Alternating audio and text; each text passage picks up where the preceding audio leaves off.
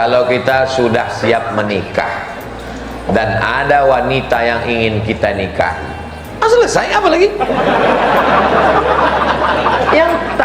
Yang bahaya tuh kita nikah orang tak mau. Namanya cinta kelapa. Awak cinta orang tak apa-apa. Atau ada perempuannya ada, duit ada, awak pula tak berselera. Ini pun ngeri juga ini. Kalau kita udah siap nikah, ya, wanita yang ingin kita nikahi pun ada, mantap. Tapi orang tua tak mengizinkan. Bagaimana cara kita menanggapinya, Pak Ustaz? Undang Ustaz Alnof, acara pengajian, judulnya dosa orang tua menghalangi anak nikah. Nanti biar disiapkan Ustaz Alnof.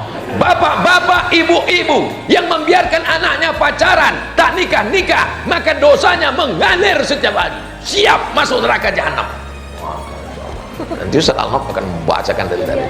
Kami pun semua akan mendoakan supaya orang tuamu terbuka pintu hatinya, dan belum insya Allah tak berakhir sebelum bulan Ramadan sudah menikah insya Allah. Amin. Saya seorang ibu dengan 4 anak laki-laki. Wow, amazing. Suami saya berdinas jauh di luar kota. Waspadalah. Bagaimana supaya hati ini selalu sabar dalam menjalankan tugas sebagai seorang ibu dan istri yang selalu ditinggal? Kuncinya satu, trust. Trust itu adalah kepercayaan. Orang yang dikhianati susah untuk mengembalikan kepercayaannya. Kaca retak boleh direkat, galah patah boleh disambung, hati yang sakit kemana obat akan dicari. Boleh untuk update status pagi ini. Oleh sebab itu jagalah hati. Perempuan yang tidak siap dibuat candaan masalah poligami, hai laki-laki, jangan kau bercanda tentang itu di hadapannya. Betul tak, Bu? Tengok. Walaupun kau tak serius, kita khawatir malaikat serius. Udah tahu dia keluar kota, SMS memancing-mancing. Perempuan seperti lalang kering. Kalau kau cerita tentang perempuan, walaupun hanya untuk sekedar membuatnya cemburu, tapi hatinya sudah bercabang-cabang. Maka kembalikan trust, kepercayaan, maka saling percaya, insya Allah ibu ini pun tenang di rumah. Abang di mana, Bang? Abang di hotel syariah, Dek. Di hotel ini kalau masuk nanti ditanya surat nikah. Ini foto abang, hotel syariah. Habis foto keluar. Nanti saya selalu jumpa sama jamaah. Asal jumpa foto, asal jumpa foto. Dalam hati saya apa? Baru saya paham. Rupanya kalau ditanya istrinya, abang sama Ustaz. Mesti banyak persediaan, Pak Ustaz. Tenangkan hati. Begitu juga dengan ibu. Ibu tenangkan. Anaknya meninggal, suaminya sedang di luar. Pulang suami. Nama suaminya Abu Talha, nama istrinya Ummu Sulaim. Gimana anak kita? Kata dia, anak kita tidur lebih seperti biasa. Disiapkannya makanannya, disiapkannya minumannya, disiapkannya pakaiannya, suaminya mandi, habis itu sholat, habis itu makan. Udah selesai baru diceritakannya, anak kita meninggal, Bang. Jadi kau tadi bohong? Enggak, lebih lelap dari seperti biasa. Lebih lelap itu berarti mati. Bukan dia sedang jauh dari sampai sana, kita demam panas, Bang, 40 derajat nampaknya meninggal lagi. Apa tak kutung katang di sana? Tunggang langgang lintang bukang. Yang di sana tak selesai, yang di rumah tak selesai. Jadi ibu bapak jaga, insya Allah. Ramadan melatih kita cerdas secara emosional. Ada namanya cerdas spiritual, sini. Ada cerdas namanya intelektual, sini. Cerdas emosional.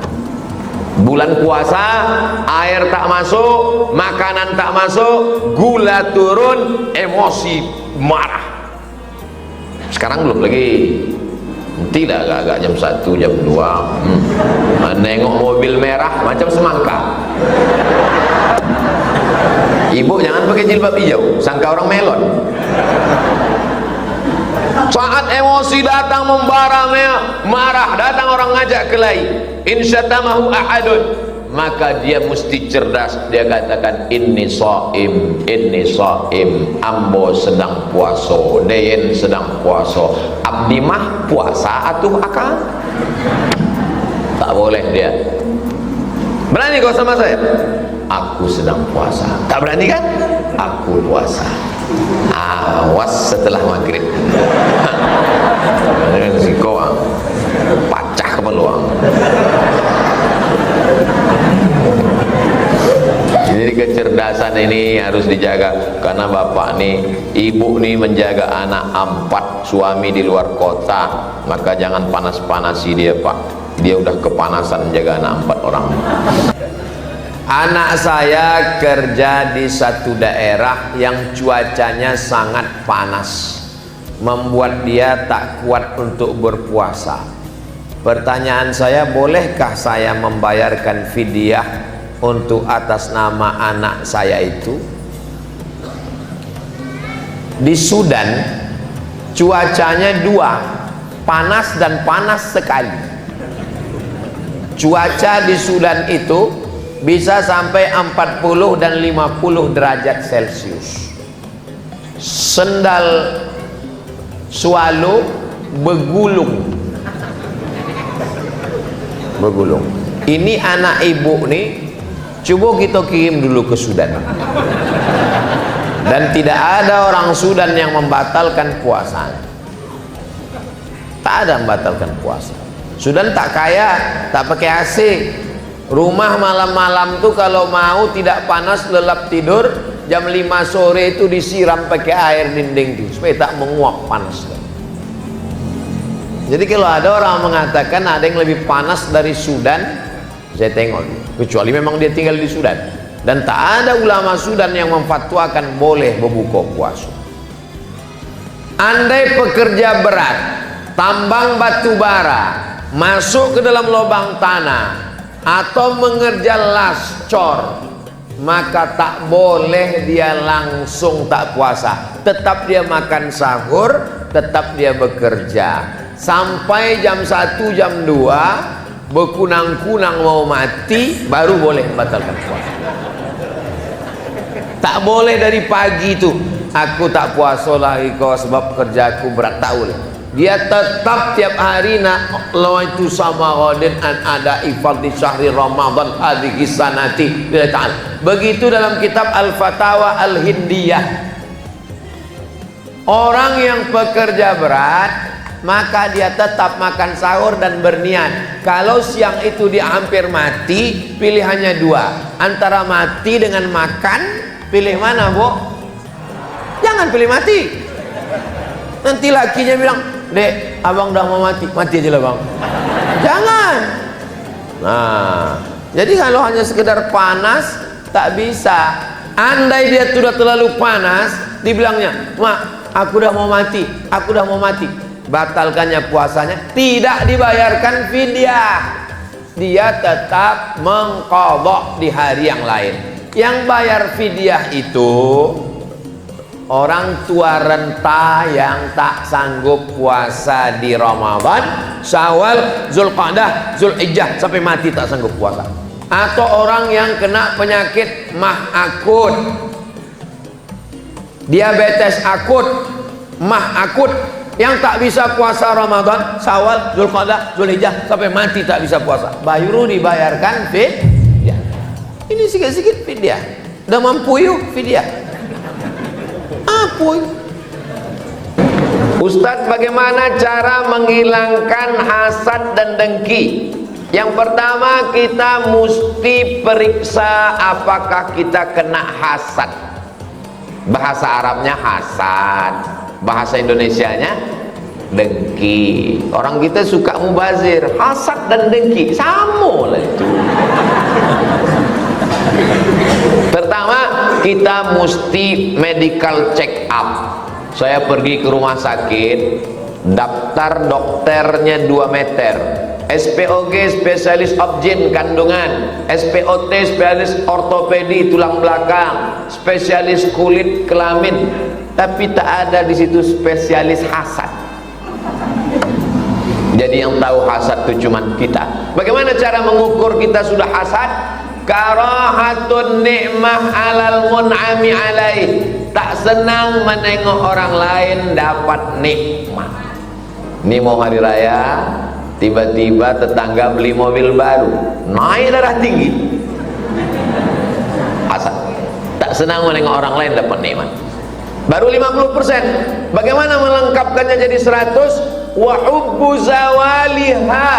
Ingin supaya nikmat tadi hilang, maka muncullah hasud. Dari hasad menjadi hasud. Kenapa si anu itu rumahnya besar, Bu? Iyalah, dia kan suka ternak. Ternak apa? Ternak tuyul. Kok kan sama kuliah sama dia kan? Iya. Kok bisa dia dapat jodoh duluan? Iyalah, dia pakai pelet. Maka sering dia ke sana Gunung Kidul nyari dukun. Yang pertama, kenali diri bahwa kita sudah kena penyakit hasad. Setelah kita tahu kena penyakit hasad, maka tengok apa efeknya. Pagi minum teh pakai gula, siang minum susu pakai gula, malam minum kopi pakai gula. Kenapa dia minum gula terus? Karena dia tak tahu bahaya gula. Tapi begitu dikasih tahu kalau kau kena gula, nanti diamputasi, akan dipotong. Tengok TV-TV itu. TV zaman dulu bekaki, TV zaman sekarang kena amputasi.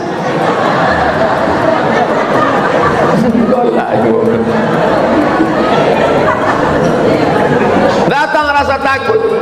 Nah, hasad ini bahayanya apa? Lebih bahaya daripada diabetes. Iyyakum wal hasada. Jauhilah penyakit hasad dengki. Fa innal hasada ya'kulul hasanat. Hasad memakan segala amal kebaikan kita, kama ta'kulun narul hatab, sebagaimana api memakan kayu bakar. Puasamu melayang, sedekahmu hilang, ceramah kau terbang gara-gara hasad. Doakan hati Ustaz Somad supaya tak hasad. Hasad ini luar biasa, menengok orang lebih muncul. Yang ketiga, doakan orang yang dapat nikmat itu di depan dia. Dia lebih dulu nikah. Barakallahu lakum wa baraka alaikum wa jama'a bainakum fi khair, walaupun hati tak ikhlas. Allahumma barik lahu. Sama-sama nikah, bisa pula dia dulu punya anak.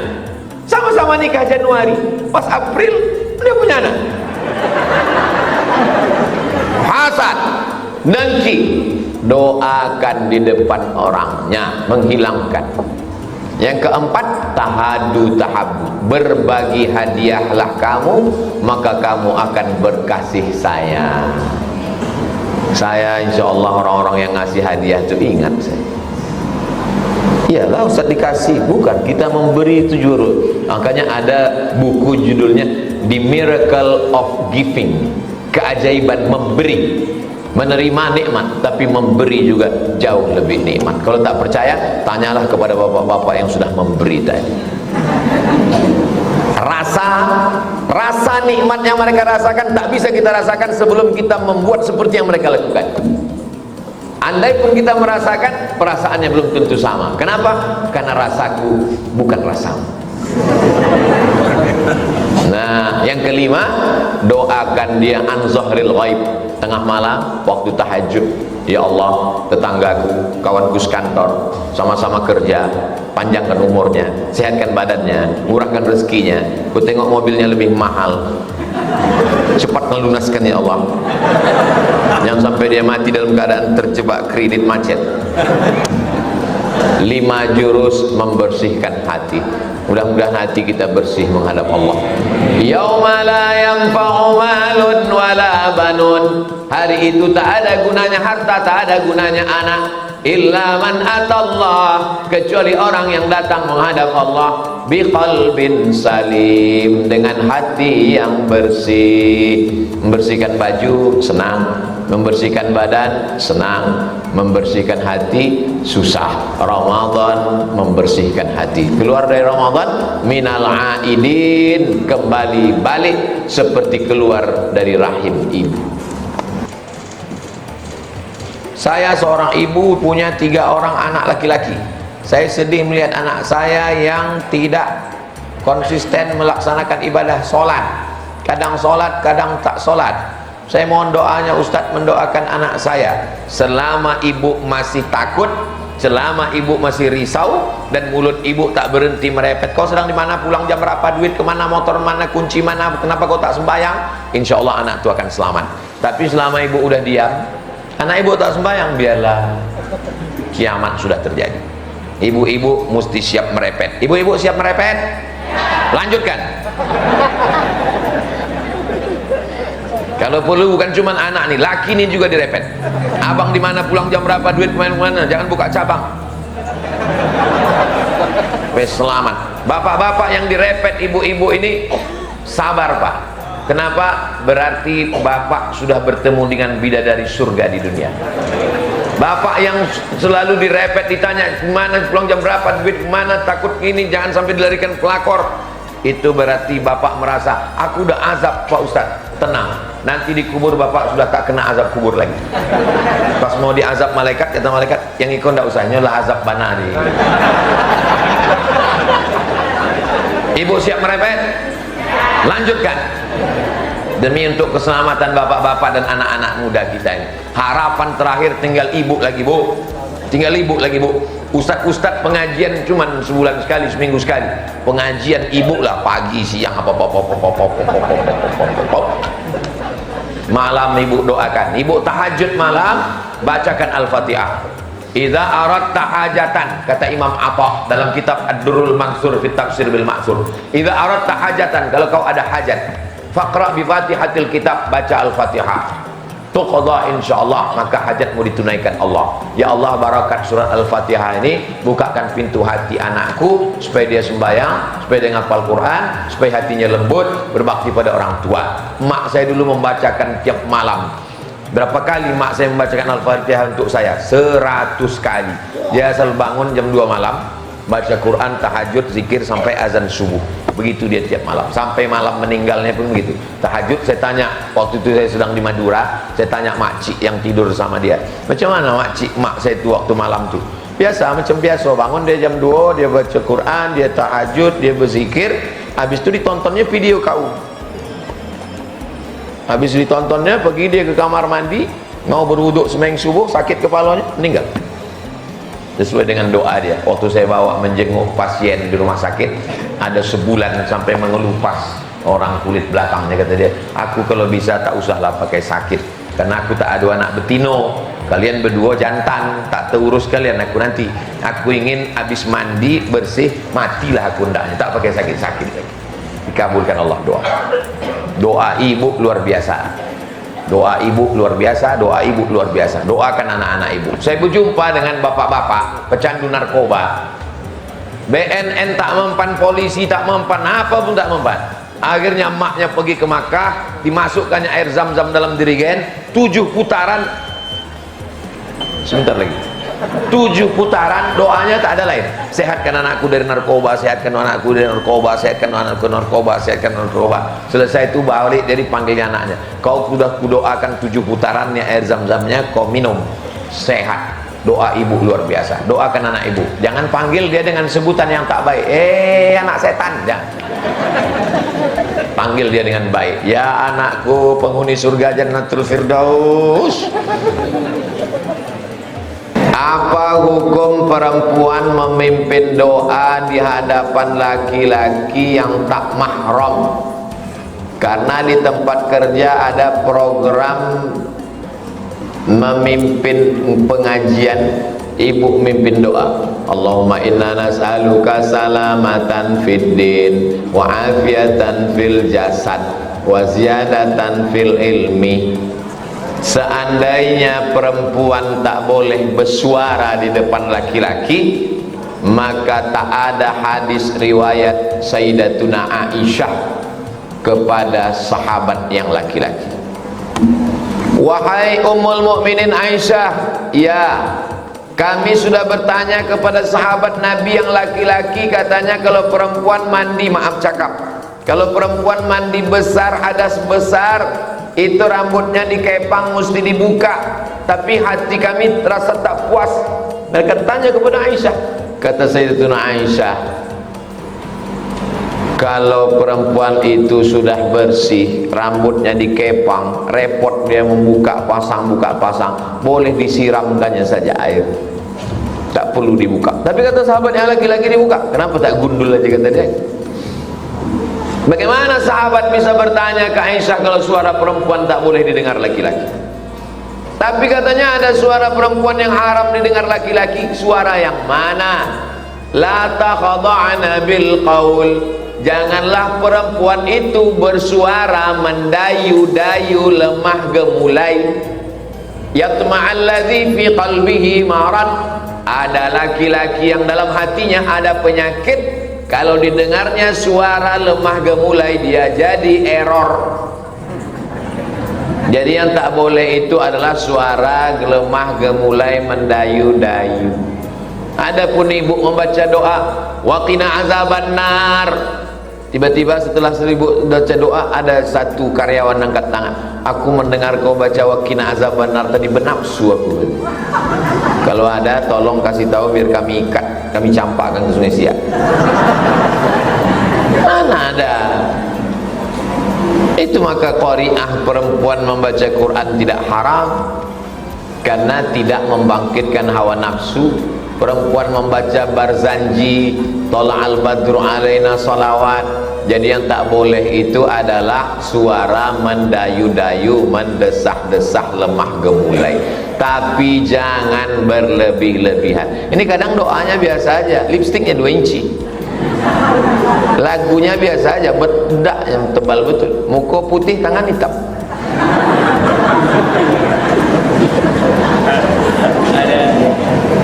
Assalamualaikum Pak Ustaz. Waalaikumsalam. Bagaimana cara menjelaskan kepada anak bertanya, "Ma, Allah itu rumahnya di mana? Allah itu bentuknya seperti apa? Rumah Allah itu di langit berapa?" Tentu dengan bahasa yang sesuai dengan anak. Yang paling mengerti bahasa anak adalah ibu. Anak ini makan, tak mau dia makan. Ibu yang pertama mengatakan, makan ya nak, nanti kalau makan mama bawa ke mall. Ini namanya mak shopping. Makan ya nak, nanti satu suap 10.000. Ini namanya mak matre. Anak suka apa? Suka bintang. Dimasaknya lah telur bentuk bintang. Ini bintang. Ada satu lagi dibawanya pistol. Kau tak makan, ku tembak kau. Itu kan caranya. Substansi maknanya bagaimana dia supaya makan. Jadi ibu dengan bahasa ibu. Allah itu di mana?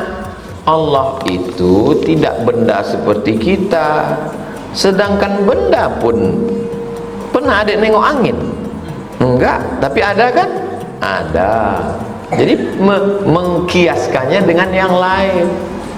Kalau kita berjemur, kulit kita jadi hitam kan? Belum berjemur aja udah hitam mak, kata dia.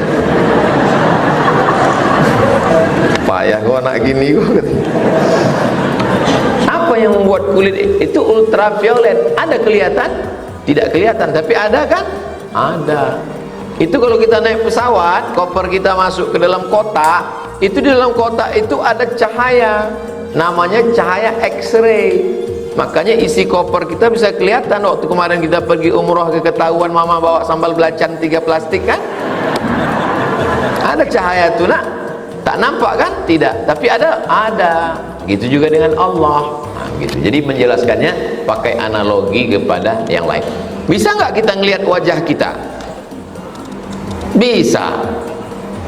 Bisa, iya, pakai apa? Masih pakai cermin. Ngelihat wajah kita aja nggak bisa, apalagi melihat Allah. Jadi memang untuk zaman sekarang diperlukan ibu-ibu yang cerdas. Jadi kalau nggak cerdas, sebaiknya tak usahlah punya anak. Anak ini cerdas, panik awak diweknya. Bukan itu maksud saya. Guru ada guru, al-madrasatul ula. Ibu adalah madrasah yang pertama. Ini tentang supaya dia tidak memvisualisasikan Allah dalam bentuk yang zahir. Permintaan anak ibu sama dengan permintaan Bani Israel dulu kepada Nabi Musa. Ya Musa, lan nu'mina laka hatta narallaha jahrah.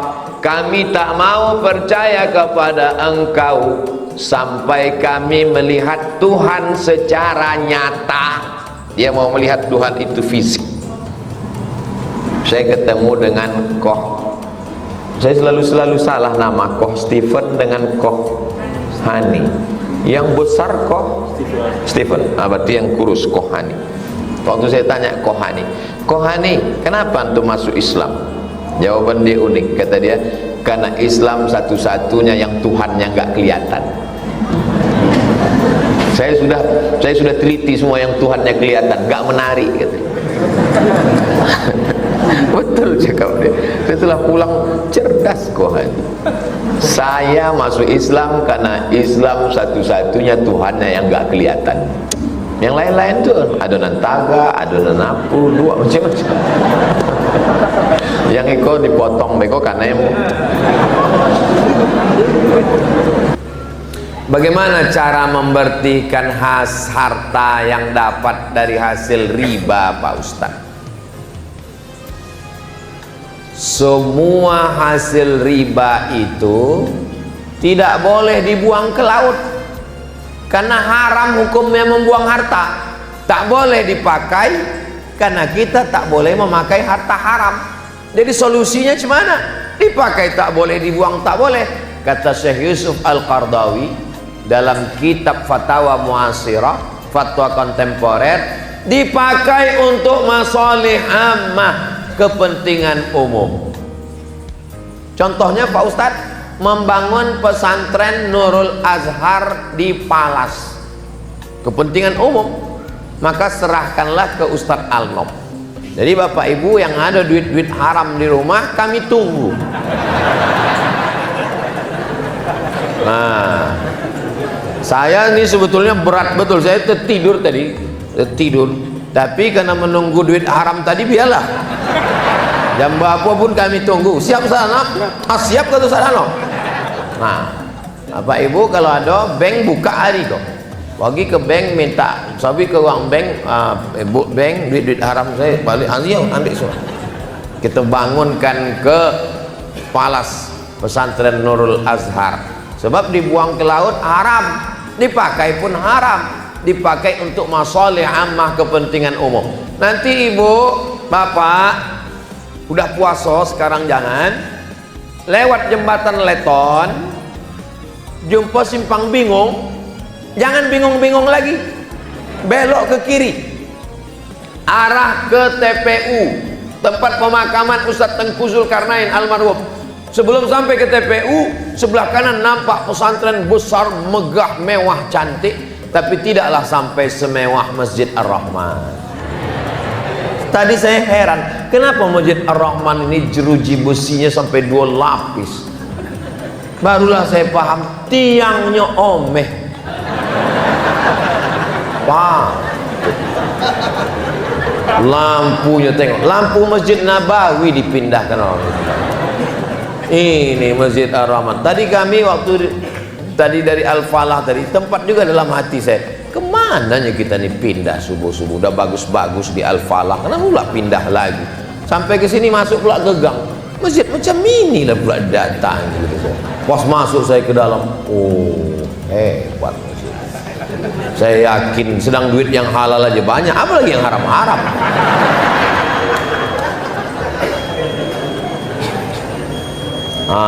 Berbunyi udah habis waktu. Nama saya tak boleh sebut nama, menjaga kode etik jurnalistik. Asal dari Bandul. Bengkalis.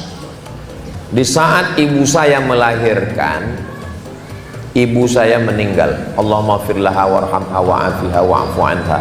Allahumma ja'al qabraha rawdatan min riyadil jinan. La taj'al qabraha hufratan min hufail niran. Tak sempat saya menyusu dengan ibu saya. Dan saya tak kenal wajah ibu saya. Bisakah nanti saya jumpa ibu saya itu di akhirat? Almar'u ma'aman ahab. Orang akan bersama dengan siapa yang dia cintai. Dihanyutkanlah Nabi Musa ke dalam sungai Nil karena mau disembelih Fir'aun. Sesudah anak tadi hanyut di sungai Nil, diambil oleh istri Fir'aun. Istri Fir'aun waktu itu sedang mandi di tepi sungai dengan dayang-dayang.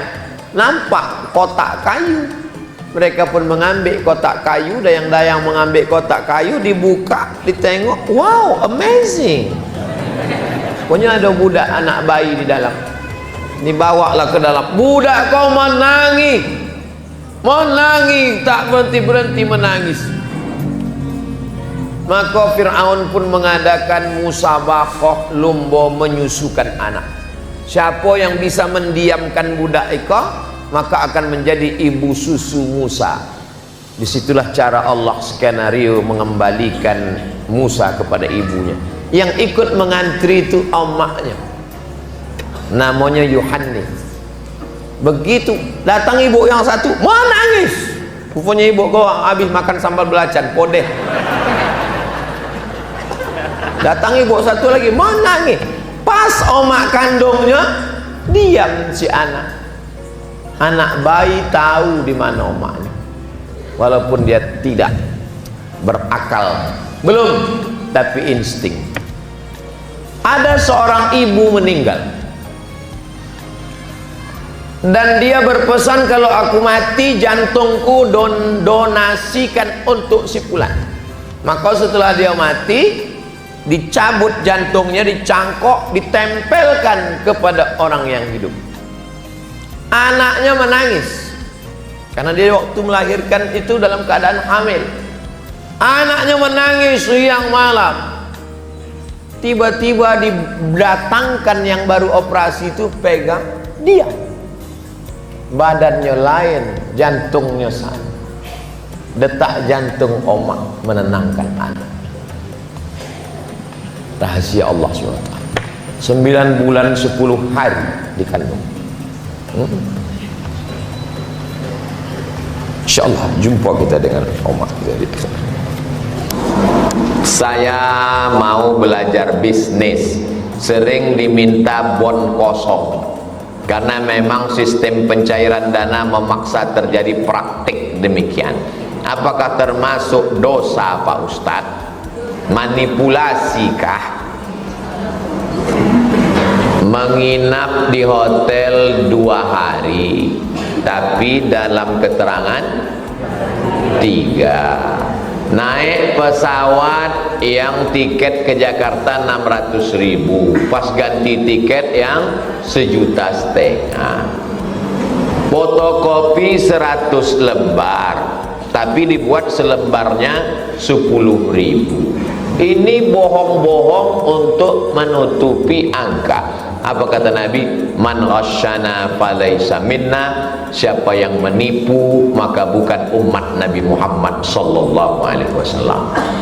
Dapat duitnya, bawa pulang ke rumah, belikan ke beras, beras masuk rice cooker, setelah itu dibuka jadi belum tentu, kalau lupa mencet masih air. Nasinya disuap, masuk ke mulut. Allahumma barik lana fima razaqtana wa qina adzabannar. Dari sepiring nasi berubah menjadi setetes darah, darah berubah menjadi daging. Ayyuma lahmin, setiap daging di badan, nabata min haramin, tumbuh dari yang haram, fannaru aulabi, tempatnya api neraka jahanam. Anak-anak yang hijau, yang lucu-lucu, yang baik-baik disuapkan makan haram. berdoa kita, Rabbi habli minas shalihin, doanya tak dikabulkan Allah. Kenapa? Mat'amuhu haram, makanannya haram, mashrabuhu haram, minumannya haram, malbasuhu haram, pakaiannya haram, wa hudhiya bil haram, dikasih makanan haram. Tapi orang Pekanbaru ini jujur-jujur. Amin. Macam tak yakin punya. Saya makan lontong di jalan samping makam pahlawan. Ustadz kemarin jenguk orang sakit di rumah sakit Arifin Ahmad ya? Iya. Itu Pak Ustadz, pernah kami datang ke rumah bapak tuh bawa duit sekoper. Karena kami tahu anaknya sedang kuliah di Australia, gajinya tak cukup. Supaya dimenangkannya kami tender, kami kasih. Pak, ini duit sekoper. Apa kata dia? Bawa duit kalian nih balik. Aku tak mau mengasih anak biniku makan haram. Masih ada makhluk-makhluk macam ini di Pekanbaru. Cuman sudah hampir punah. Sudah macam-macam dinosaurus yang mesti dibudidayakan dengan kajian-kajian. Ustadz, kami kena kasus. Datang kami ke rumah hakim. Kami bawakan duit. Apa kata hakim? Jangan kasih anak bini saya makan haram. Tak mau dia terima, Pak. Kami tengok anaknya suka main kucing. Nampaknya kalau dikasih kucing yang pesek, rupanya kucing ini makin pesek makin mahal. Hah? Kami kasih anak kucing pun dia tak mau.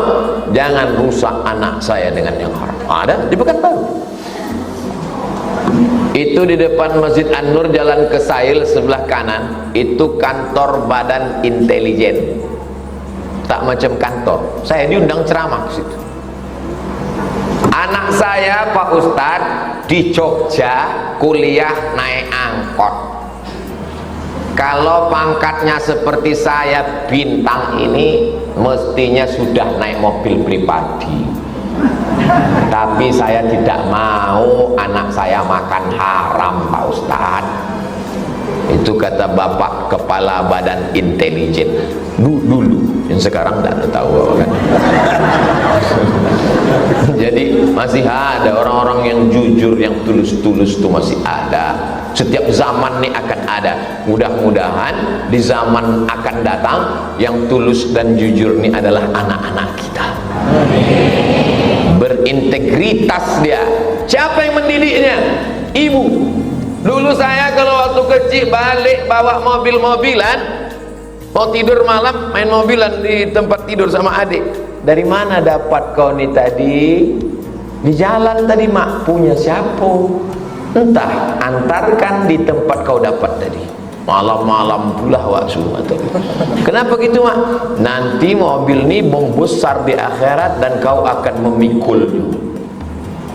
Sekarang barulah paham, rupanya ada dalilnya. Wa may yaghlul, siapa yang curang, ya'ti bima ghalla yaumal qiyamah, dia akan memikulnya pada hari kiamat. Jadi cerita omak dulu bahwa ada orang memikul mobil ni, ada nanti di akhirat memikul mobil dinas.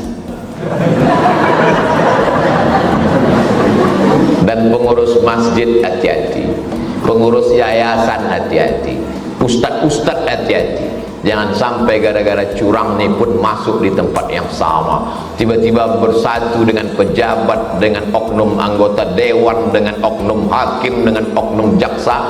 Pas masuk ke dalam, tengok loh, ustadz di situ juga. Iya lah, patang ustadz ceramah, itulah mbak salah data loh patang. Maka saya katakan hati-hati kita di yayasan ini. Setiap rupiah ini kita akan diminta tanggung jawab di hadapan Allah SWT. Mudah-mudahan selamat kita ujian ini, insyaallah. Amin. Terakhir, udah terjawab tadi. Di belakang nih ada pertanyaan, semua tak jadi, dicoret ya. Saya seorang pedagang makanan, bolehkah melayani pelanggan laki-laki untuk makan minum pada satu waktu Jumat, dan apa hukumnya Pak Ustadz? Tidak sah jual beli ketika sudah azan masuk waktu Jumat sampai selesai sholat Jumat. Jadi kenapa laki-laki ini sampai tak sholat Jumat? Man tarakal jum'ata salasa marratin, siapa yang meninggalkan sholat Jumat 3 kali tahawunan, karena menyepelekan sholat Jumat, taba'allahu ala qalbi, Allah mengunci hatinya. Azab yang paling mengerikan adalah hati terkunci. Khatamallahu ala qulubihim wa ala sam'ihim wa ala absarihim, hati terkunci, talingo tersumbat, mata tertutup. Summum bukmun umyun, pokak, tuli, bisu, buto, azab di atas azab. Jadi yang punya rumah makan tulis besar-besar di situ, hari Jumat dari sejak azan sampai selesai sholat Jumat dilarang masuk. Karena kalau ibu ini melarang, segan dia. Laki-laki ini balik berakal sehat, maka dia sholat Jumat. Nah, habis waktu. Bagaimana cara menyikapi teman yang suka menyesatkan, membid'ahkan, sehingga menyebabkan perpecahan? Maksudnya yang satu lapis. Apa satu lapis itu? Salapi. Itu selapis.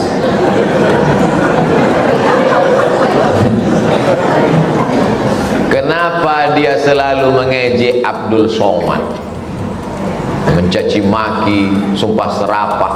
Karena ada 3. Yang pertama, dia mengatakan orang yang berakidah Asy'ari adalah kafir. Saya berakidah Asy'ari, saya di Perti, Persatuan Tarbiyah Islamiyah, sebagai komisi fatwa. Ketua Perti Profesor Alaidin Koto, Inyak Canduang, Inyak Jaho, Perti. Buya Hamka dalam tulisan 1980 menulis bahwa kita dalam akidah berakidah Asy'ari. Buka buku 37 masalah populer dalam pembahasan masalah Syiah. Ketika Buya Hamka diajak untuk ikut Syiah, Buya Hamka mengatakan kami orang Indonesia berakidah Asy'ari. Sedangkan Salafi mengatakan Asy'ari sesat. Jadi amboko di matonyo sase. Yang kedua adalah masalah tawassul. Bertawasul kepada Nabi sebelum berdoa kepada Allah, menyebut Nabi. Ya Allah, barakat Nabi Muhammad, barakat Syekh Bahauddin Naqsabandi, barakat Syekh Abdul Qadir Al-Jilani, kabulkanlah doa kami. Dia mengatakan orang yang bertawasul musyrik. Saya kalau berdoa bertawasul dengan Nabi, maka amboko di matanya musyrik. Yang ketiga, masalah berbeda pendapat. Asal beda dengan dia, bid'ah. Maulid Nabi bid'ah, nuzul Quran bid'ah, malam 1 Muharram bid'ah, halal bihalal bid'ah, Maulid Nabi bid'ah, barzanji bid'ah, marhaban bid'ah, sayyidina bid'ah, kunut subuh bid'ah, zikir jahar bid'ah, bid'ah. Asal berbeda sama dia bid'ah. Kalau sudah bid'ah dolalah, kalau sudah dolalah finnar. 3 simpang yang tidak bisa bersama. Jadi bagaimana solusinya? Jelaskan. Dikumpulkan oleh Profesor Akbarizan, imam-imam sepekan baru di kantor MUI depan Masjid Ar-Rahman. Ambo memberikan materi. Saya jelaskan tentang masalah 3, akidah Asy'ari, masalah tawassul, masalah bid'ah. Ulama mesti menjelaskan. Maka undanglah ulama Ahlus Sunnah wal Jamaah ke masjid, akan datang kemari kelompok ustadz-ustadz Sunanul Mustafa membacakan Sahih Al-Bukhari, kitab Sahih Al-Bukhari. Lalu kemudian ustadz dari Sunanul Mustafa, Ustadz Al-Nob dan kawan-kawan, Ustadz Zul Henry Rais dan kawan-kawan menjelaskan supaya kita tidak diserang dalam 3 masalah besar. Akarnya yang 3 ini, baru yang lain itu cabang-cabang. Allah lebih dekat dari urat nadi dan nafas kita. Allah lebih lekat dari semua itu. Sebelum kita bicara, Allah lebih tahu sebelum kita jalankan. Itu ayat Quran. Wa nahnu aqrabu ilaihi min hablil warid. Kami lebih dekat dari urat nadi. Wa nahnu khalaqnahum. Kami yang menciptakan mereka. Wa na'lamu ma tuwaswisu bihi nafsuh. Kami tahu apa yang berbisik-bisik dalam hatinya. Bila terlintas di hatimu ingin berzina. Untung masjid, kalau luar masjid sudah selesai kita nyanyikan. Mengapa harus berdoa dan meminta Pak Ustadz? Allah kan tahu apa yang dalam hati. Mengapa kita mesti berdoa? Ini yang menulis nih, dia nih tak pernah berdoa. Dia tak pernah berdoa. Pas ditanya, kau tak pernah berdoa? Enggak. Kenapa tak berdoa? Karena kau tahu yang ku mau. Kenapa kita berdoa? Yang pertama, qul in kuntum tuhibbunallah, kalau kau cinta kepada Allah, fattabi'uni, ikuti aku. Siapa aku di situ? Nabi Muhammad. Nabi Muhammad berdoa waktu malam perang Badar, diangkatnya tangannya dari tahajud sampai subuh. Nabi berdoa mengangkat tangan. Itulah mengapa kita berdoa, karena mengikut Nabi Muhammad sallallahu alaihi wasallam. Pertanyaan ini cerdas. Ini pertanyaan ini bergizi, berkualitas. Nah, logika akal. Allah kan tahu apa yang di dalam. Ya. Kalau Allah tahu yang di dalam, kenapa kita berdoa? Karena bukan Allahnya yang jadi masalah, ini kan kitanya. Allah tak ada masalah, kita yang bermasalah. Kita kurang yakin, kita yakinkan diri kita. Ya Allah, kabulkanlah ya Allah. Makanya orang yang berdoa itu menunjukkan kesungguhannya. Ud'u rabbakum tadarru'an wa khufyah. Berdoalah engkau dengan sikap merendahkan diri, wa khufyah, dengan suara yang lirih. Nabi kalau berdoa mengangkat tangan, waktu sedang khutbah diangkatnya tangan, orang yang di bawah itu menengok putih ketiaknya, artinya tangannya diangkat. Makanya saya heran kali kalau ada orang berdoa, tangannya di paha, kepala matanya sambil nengok-nengok. Kau berdoa, apa tersapu kawan tuh? Berdoa tuh khusyuk, berdoa ya Allah, ya Allah. Berdoa. Bukan masalah Allahnya, Allah tahu, tapi masalah kitanya. Sama macam seorang istri bertanya ke suaminya, abang cinta sama aku? Kalau tak aku cinta, takkan ku nikahi kau, ku batang ke bapakmu. Rumah yang ku bangun, ini mobil ini kan bukti cintaku. Aku tak percaya bang, sebelum kau bercakap. Speak up dong, katanya. Lalu si lakinya itu bilang jutaime gitu. Jutaime itu artinya aku cinta padamu, bahasa Perancis.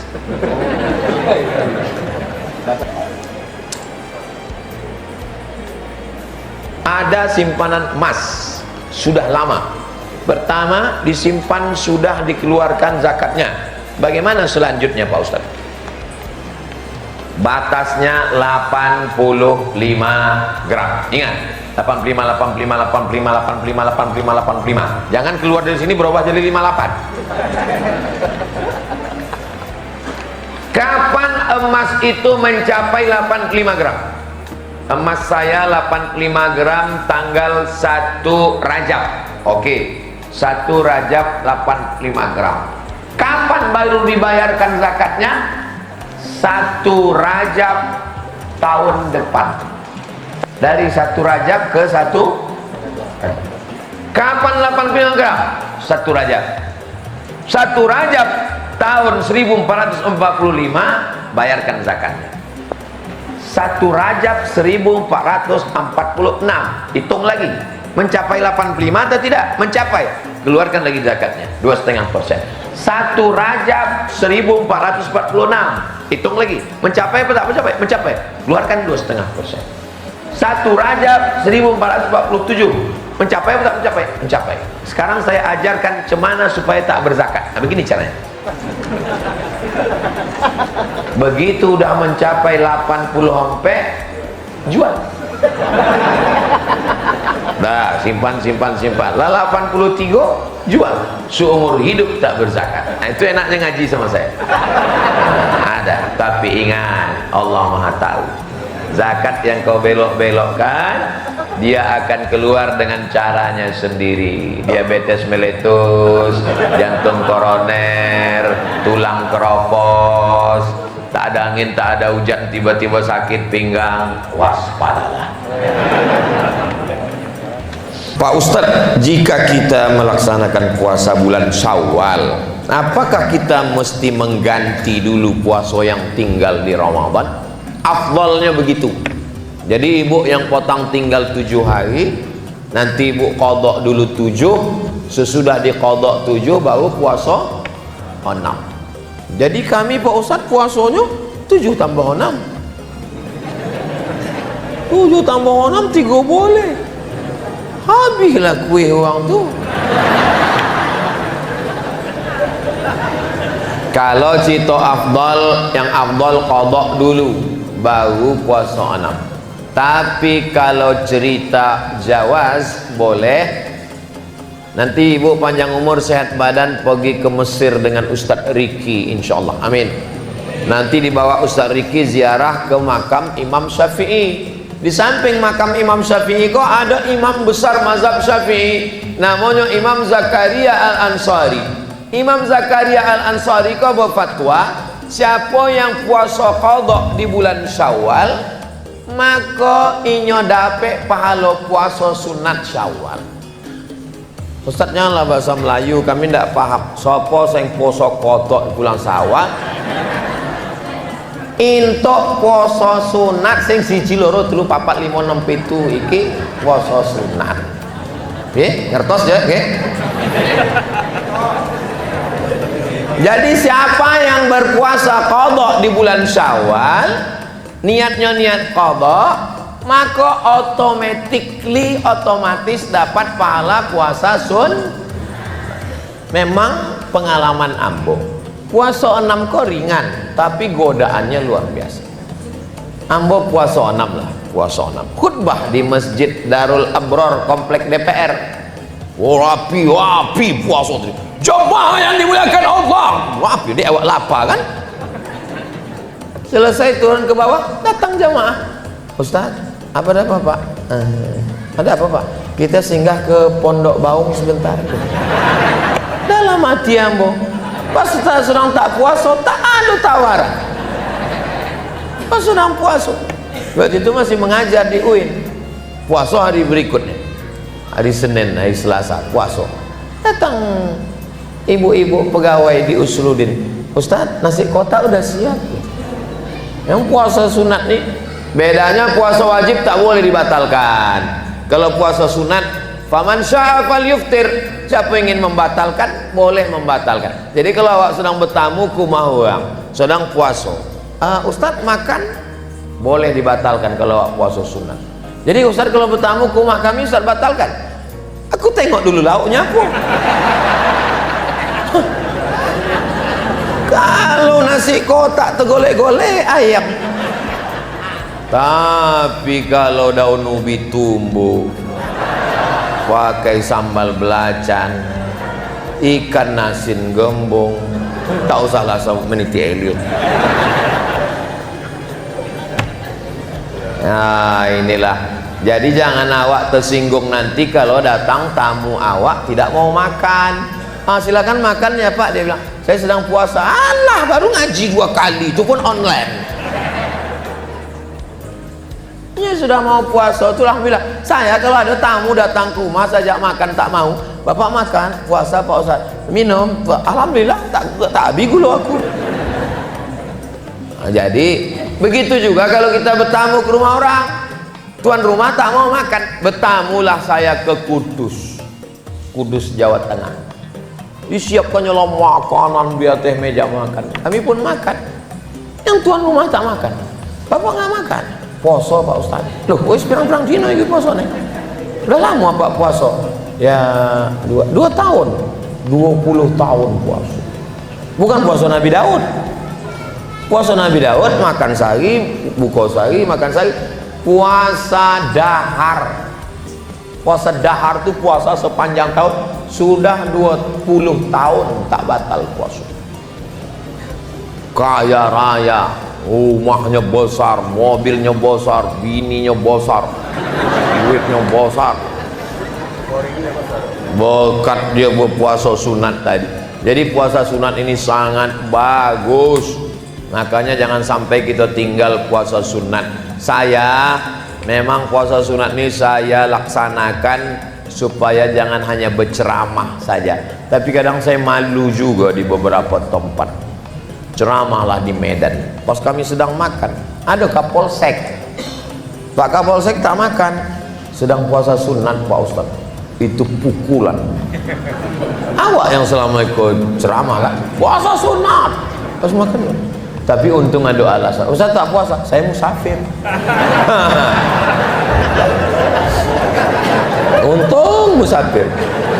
Maka saya kalau tidak musafir di rumah, cuma kadang pas di rumah banyak pula tamu, awak segan menyuruh orang makan, awak tak makan. Coba saya jelaskan, bapak ibu tamu jangan tersinggung, kalian makanlah, aku memang puasa karena aku kan berceramah, aku suruh orang puasa, aku tidak. Jadi kalian maklumlah. Ya kami maklum Pak Ustaz, jatah Ustaz ini kami habiskan.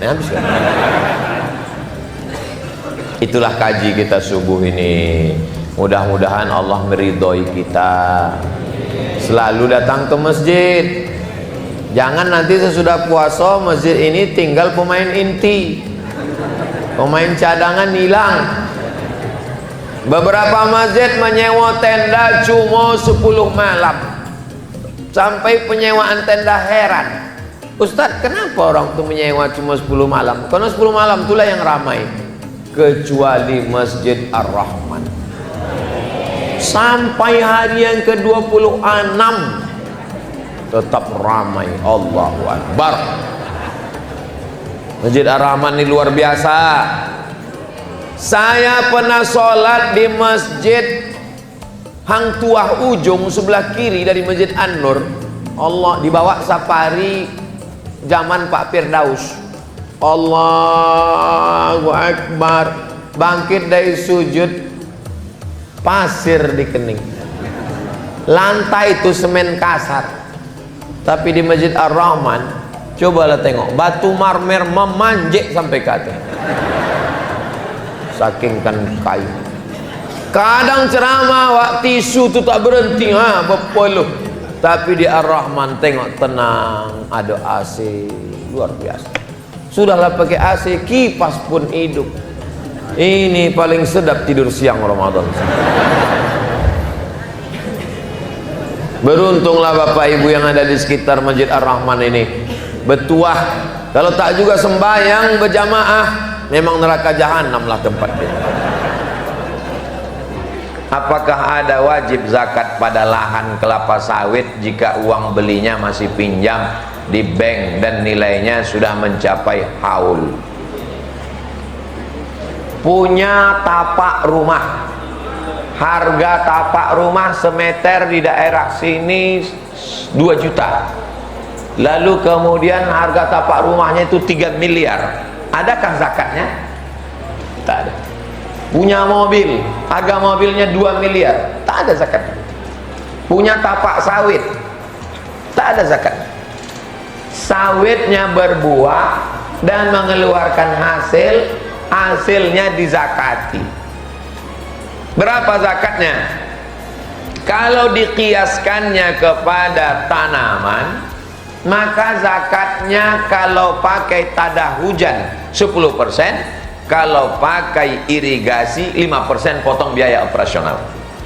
Kalau dikiaskannya kepada zakat perniagaan 2,5%. Itulah mengapa sebagian orang yang bersawit nih, aku keluarkanlah 5%. Kenapa? Karena ini kan seperti tanaman. Kau, aku seperti dagang, maka 2,5%. Kau, aku bingung, sampai sekarang belum berzakat lagi. Keluarkan, pilih antara 2,5% atau 5%. Mau 10, bagus. Lebihnya itu terhitung sebagai sedekah. Apa hukumnya meminjam uang dengan gadai surat berharga atau BPKB kendaraan? Pinjam duit 1 juta, bayar 1.100.000. Pinjam 100 juta, bayar 110. Apa namanya itu? Riba. Orang yang makan riba 5. Pertama, la yaqumu illa kama yaqumul ladzi yataqabbathu syaitanu minal mas. Bangkit dari kubur nanti di akhirat bangkit dari kubur macam bangkit dari kerasukan setan. Kalau nampak nanti orang kerasukan setan waktu bangkit dari kubur sempoyongan macam ini yang meletakkan BPKB potong. Kedua, duit riba dibelikan ke nasi, dimakan, lidah kena duit riba, doa tak dikabulkan Allah. Mat'amuhu haram, karena lidah makan haram. Kasihlah aku anak yang soleh, lidah makan haram, tak dikabulkan Allah. Tiga, masuk ke badan menjadi darah daging. Ayyuma lahmin nabata min aramin, tumbuh dari yang haram, fannaru aula bih, tempatnya api neraka. Berat kau 50 kilo, yang halal cuma 10 kilo, yang 40 haram, diobok-obok dalam neraka, habis hancur terbakar baru masuk surga. 4, nasiyatin kadzibatin khati'ah, ubun-ubun pembuat dosa. Yang berdosa kan mata. Kenapa pula ubun-ubun? Karena sepiring mangkok ketupek gulai paku dibeli dari duit riba haram, berubah menjadi setetes darah, masuk ke dalam jantung, dari jantung menyembur naik ke otak, dari otak inilah memerintahkan ke mata, otak memerintah ke telinga, jangan kasih anak makan riba karena otaknya hitam, haram, mau berbuat dosa-dosa. Saya heran, saya nengok kawan saya nih Pak Ustaz, cerita sama dia 5 menit, menit yang pertama itu aja yang halal, dia habis itu haram aja. Nah, itulah otak-otak haram. Yang kelima, kalau sudah tidur malam, tidurnya jam 9, jam 10, tak terbangun sholat tahajud, bukan salah jam, bukan salah mata, tapi gara-gara makan haram. Dicabut Allah satu nikmat. Nikmat apa? Nikmat sholat malam.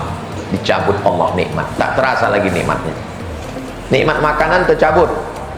Ada yang lebih menyakitkan, tak terasa lagi nikmat sholat.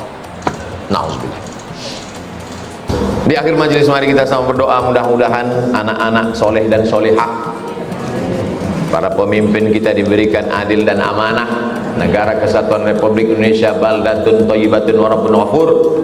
Ala hadhihi niyah wa kulli niyatin shalihah. Al-Fatihah.